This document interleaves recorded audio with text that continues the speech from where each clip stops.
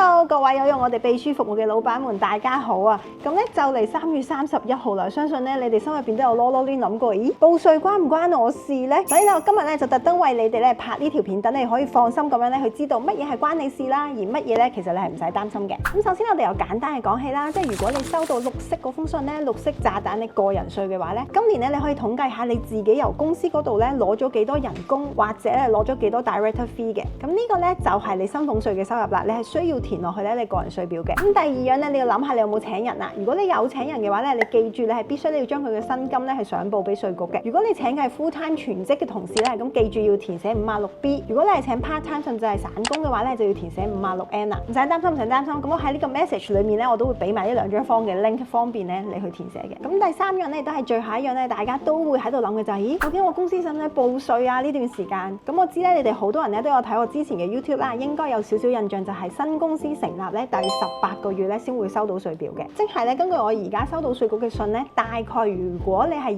2023年9月或之前成立嘅公司咧，你咧應該已經收到政府張稅表噶啦。咁如果你話，咦我未收到稅表喎，但係我之前咧已經透過你哋公司咧做咗年檢呢個動作，即係 annual return 嗰個動作嘅話咧，咁咧我就建議你都可以考慮下，你要唔要將你每年嗰個截數日期咧擺喺3月31號啦。咁譬如最近都有啲咧喺2023年尾啊、2024年年頭成立嘅公司咧，就揾我幫佢咧做會計報稅嘅動作。咁當然呢段時間大家都真係唔使緊張嘅，因為你未收到稅表咧，其實都代表你仲有時間。而我哋咧都會望住你週年成立嘅時間咧，而逐步咁樣咧去提醒你需要開始報稅啦。不過如果你話我 transaction 好多啊，交易量都好大，我想快啲早啲埋數咧，咁你都可以喺睇完呢條片之後咧即刻 WhatsApp 翻我嘅。好啦，就係咁啦，希望可以幫到你咧度過呢個稅季嘅。咁其實咧我嘅 YouTube channel 都有繼續不斷咁樣更新啦，同埋我都開咗個新嘅 IG account 嘅。咁大家記得咧去 follow 我啦。有咩關於公司嘅事咧，再隨時諮詢我啦。拜拜。